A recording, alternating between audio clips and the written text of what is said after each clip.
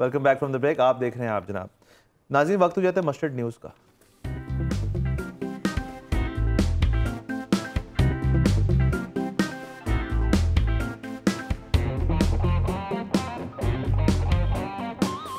पहली खबर आपकी। हाँ जी, पहली खबर गुड न्यूज़ है कि वो बॉय जिसने पाकपतन में जहाज उड़ाया था, जिसको कॉन्फिस्केट कर लिया गया था, वो उसको 1-2 दिन पहले वापस मिल गया है। अब मेरी पूरा जहाज, लेकिन मेरी बस वो दुआ ही है कि उसको पुर्जे उसमें सलामत हों सारे, और चले हमने उतार के तो ईंटों पे ना खड़ा किया। शायद हमने अपने शो पे ये कही थे कुछ दिन पहले कि ये अल्लाह करे वापस मिल जाए उनको, तो बड़ी अच्छी बात है कि फिजा ने तो मजीद दुआ ये मांगी थी कि उसको स्कॉलरशिप मिल जाए और उसको किसी इंजीनियरिंग यूनिवर्सिटी में भी दाखिला मिले। जो भी हमारा शो देख रहे हैं उनको हमारी बात से मुतासिर होते हैं तो उनको बॉय को बुला लें आप प्लीज। अच्छा जी, मेरे पास खबर ये है कि इमरान खान साहब सियासी लीडर्स में से पाकिस्तान में ट्विटर में नंबर 1 है।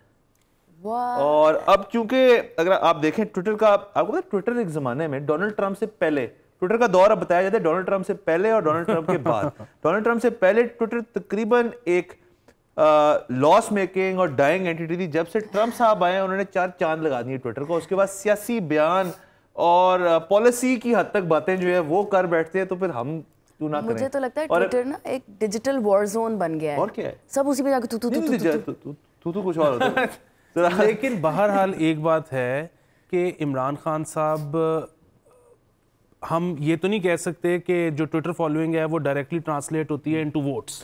वो हमने परवेज मुशर्रफ के उसमें देख लिया था कि वो सबसे पॉपुलर लीडर थे सोशल मीडिया पे।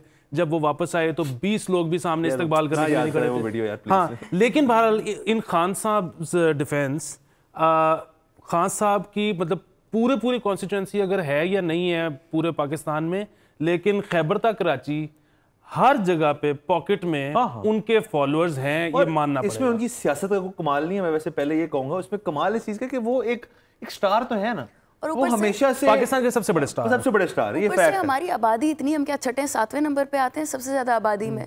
अगर हमारी आधी आबादी के पास भी ट्विटर है ना, तो वो तो ऑटोमेटिकली बन गया टॉप मोस्ट। और चाइना में तो ट्विटर ही ब्लॉक है, चाइना तो उस रेस में आता है। पॉलिटिकल लीडर्स दुनिया में भी हैं, उनमें 9वें नंबर पे आते हैं। आपकी खबर? आबादी, सारी बात आबादी की होती है। अच्छा, 2 दिन का एक मेगा इवेंट हुआ था पाकिस्तान टूरिज्म समिट के नाम से, जिस पे बड़े बड़े सोशल मीडिया इन्फ्लुएंसर्स आए हुए थे। इसमें मस्टर्ड क्या है कि उनमें से एक भी पाकिस्तानी नहीं था, और इनकी इमरान खान से मुलाकात भी हुई थी। यार आपको क्यों नहीं बुलाया? मुझे बड़ा, जब आपको इंक्लूड नहीं करते ना, मुझे लगता है मुझे नहीं इंक्लूड किया। ये क्या भाईचारा है? 2 वजूहात हैं। एक तो ये कि मेरे फॉलोअर्स थोड़े से कम हैं। दूसरा इकबाल साहब वाली कि शाहीन तेरी परवाज से जलता है ज़माना। तो यही 2 वजूहात हो सकती हैं। इसके अलावा खान जी से भी मिले हैं ये, पता कराएं कि ये एक्चुअली सोशल मीडिया इन्फ्लुएंसर्स हैं भी, या किसी ने खान जी को रेलू कट्टों से तो नहीं मिलवा दिया। ये मेरे ख्याल में दूसरी वाली बात ज़्यादा सच है। वो जो नहीं है जिनको एक मोबाइल कंपनी ने उठा लिया था, उनका था हम आपके साथ एक्सप्लोरिंग पाकिस्तान की बनाएंगे, वो जो गैर मुल्की हैं। उठा लिया क्या होता है ये उठाना?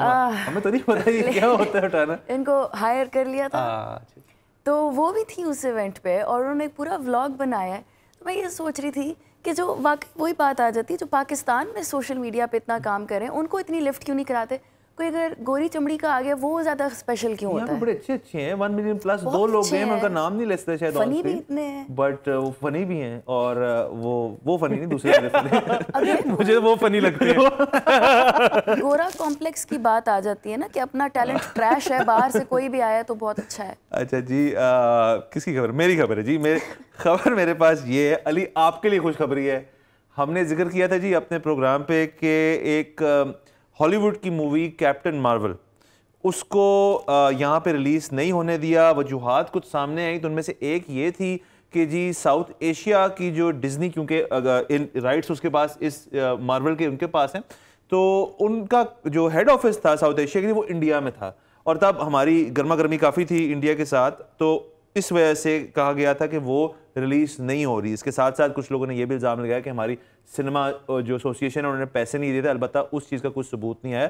तो लेकिन अब वो मूवी यहाँ पे रिलीज़ हो गई है, पता और आप देख सकते हैं। देखना भी नहीं चाहती मैं कैप्टन मार्वल, कौन कैप्टन मार्वल को देखेगा? मैं देखूंगा, क्या मतलब? नहीं, मुझे आपके तो रीजंस और है ना। क्या मेरे रीजन? आपने रीजंस तो बता दे, मेरा वो वाहिद रीजन नहीं है बाय द वे। मुझे बिल्कुल नहीं पता कॉमिक्स का, मैंने तो सिर्फ इसलिए जाना है बंदी बड़ी प्यारी है। हाँ, तो आप जाए जरूर। देखा?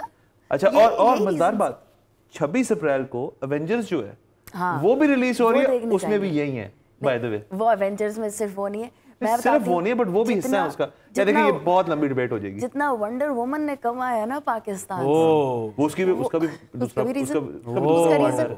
अब कैप्टन मार्वल, मैं जो सुपर हीरोज वगैरह कॉमिक्स जो मुझे पसंद है, कैप्टन मार्वल बहुत नीचे कहीं जा गया था, और कैप्टन मार्वल भी इसलिए ला रहे हैं क्योंकि उसने एवेंजर्स में रोल लाना है। एक सेकंड मेरी बात सुनिए। एवेंजर्स में इंट्रोड्यूस करवाने के लिए लड़ाई माफ करो, अल्लाह का घर साफ करो। ये बात आप इनकी डिस्रिगार्ड करें, ये नॉन फैक्चुअल और गलत है। कैप्टन मार्वल की हैसियत मार्वल के अंदर बहुत ज्यादा, इसमें पूरा हम सेगमेंट करेंगे और मैं इनको जरा समझाऊंगा कि क्या हुआ। ये मैंसप्लेनिंग थी अपना टॉपिक। अबे फिल्म ही इसलिए आ रही है क्योंकि उसने भी एवेंजर्स में अपना कैमियो देना है, तो कैमियो देखिए रिलेट ही नहीं कर पाएगी ऑडियंस। ये कहां से आ रहा है? बैटमैन ज्यादा पसंद है, आयरन मैन?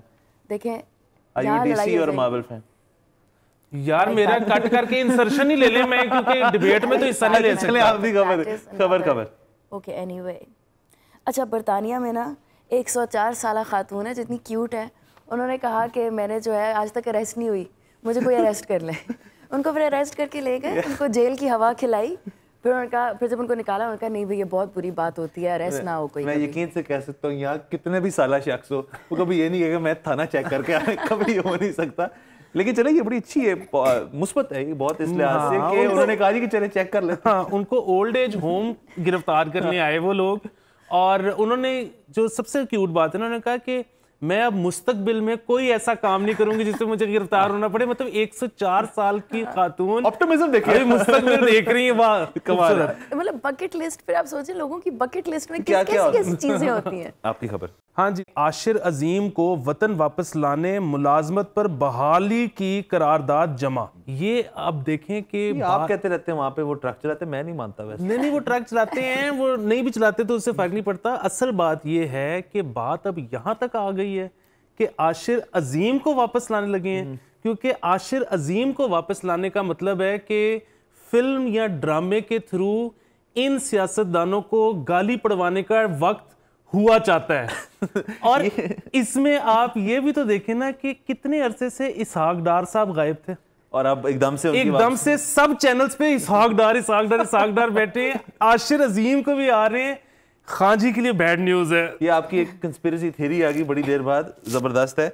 अच्छा जी, एक मेरे पास टॉपिक ये है कि शो का टाइम खत्म हो रहा है। पॉइंट वो ये है मस्टर्ड के अंदर के इंडिया और पाकिस्तान के मुज़ाकरात जो हैं उनके अंदर अमेरिका को डालने का फैसला लिया है, और शाह महमूद कुरैशी साहब की मुलाकात होगी पोम्पेओ साहब से फोन पे। तो वो, लेकिन इस पे भी मेरी कंस्पिरेसी थ्योरी है। मैं आपकी थी, इसलिए मैं चाह रहा था आप बैक टू बैक करें। इसमें मेरी कंस्पिरेसी थ्योरी ये है कि वैसे तो अब जाहिर है ताल्लुकात वैसे ही बेहतर हो गए हैं, और अब तो शायद ये जो मुज़ाकरात होंगे ये फ्यूचर में और चीज़ों और बेहतरी के लिए। और लेकिन मेरा ये ख्याल है कि अमेरिका एक्चुअली किरदार अदा कर चुका है। जाहिर है उसने इंडिया को ही समझाया। उसकी वजह है कि हमारा तो किरदार इस दफ़ा इतना अच्छा रहा है, इतना, मतलब मुझे अमूमन लोग कहते हैं कि तुम्हें हमेशा बुराइयां ही नजर आती हैं, लेकिन मैं फख्र से सर बुलंद हो गया इस दफ़ा पाकिस्तान ने जितना अच्छा किरदार अदा किया है। लेकिन बहरहाल जो कंस्पिरेसी थ्योरी है कि अमेरिका ने किरदार अदा किया है इंडिया को कूल डाउन करने में, और उन्होंने इसलिए नहीं किया कि खित्ते में अमन हो, उन्होंने बेसिकली राफेल की डील माइनस कराई है, फ्रांस को थोक लग गई है, अब इंडिया को अमेरिका F-17 बेचेगा। यानी कि आप कह रहे हैं राफेल से हटके अब लॉकहीड मार्टिन का मुनाफा होने लगा। लेकिन मैं आपको बात बताऊं, मोदी साहब को राफेल ही चाहिए, मैं राफेल ही लेसा वाली बात चल रही है कि उनको जितना उन्होंने सियासी नारा मार दिया, और वो जो किक पैक वाली बात है, मेरे ख्याल में मोदी साहब जहाज लेंगे, और इलेक्शन भी उनके बहुत करीब है, और बड़ा उनके इलेक्शन को बड़े करीबी से देखना है हमें। आपकी खबर। हाँ जी, तो खबर ये है कि मोबाइल फोन पर दोस्ती और शादी का ड्रॉप सीन, लड़की सामान लेके फरार। यार वैसे मैं कहता हूँ सोच क्या किस किस्म की, मतलब इस तरह की दानिश्वरी है कि आप कहते हैं यार कि मैं ये करके निकलूंगी, और वो करके ये कहीं और अप्लाई कर लें। इस पे तो फिल्म भी आई थी ना, ये लड़की जो है वो डिफरेंट लड़कों से शादियां, मतलब एंड तक नहीं जाती मगर शादियां वगैरह करती है, तोहफे वगैरह आते हैं। तोड़ नहीं जाती, नहीं साइन नहीं करती किसी चीज पे और तोहफे वगैरह लेके फरार हो जाती है। ये तो पूरी फिल्म बनी, शायद इसकी इंस्पिरेशन यही है। इनका एक और मजेदार सीन बताऊंगा आपको कि एक रात पहले उसने मियाँ के मोबाइल फोन से अपनी सारी तस्वीरें डिलीट की थी। देखे ना, हाजिर दिमागी भी थी उस वक्त। हुआ ये कि मियाँ अगले दिन जब काम से घर गया तो बाहर ताला लगा हुआ था, उसने फोन किया तो आगे से फोन नहीं उठाया गया, वो ताला तोड़ के किसी तरह अंदर गया तो घर खाली था। तो खैर इसका मतलब ये नहीं कि आप अपने घर जाएं और ताला देखें तो फ्रीक आउट कर जाएं, आपका फोन उठा लेंगे, कोई नहीं। और मजे की बात, आजकल फोन नंबर्स हमें से किसी को याद तो नहीं होते, ये तो आजकल करना इतना आसान है, नंबर भी डिलीट कर दो, मिलनी नहीं कभी, नंबर ही नहीं याद।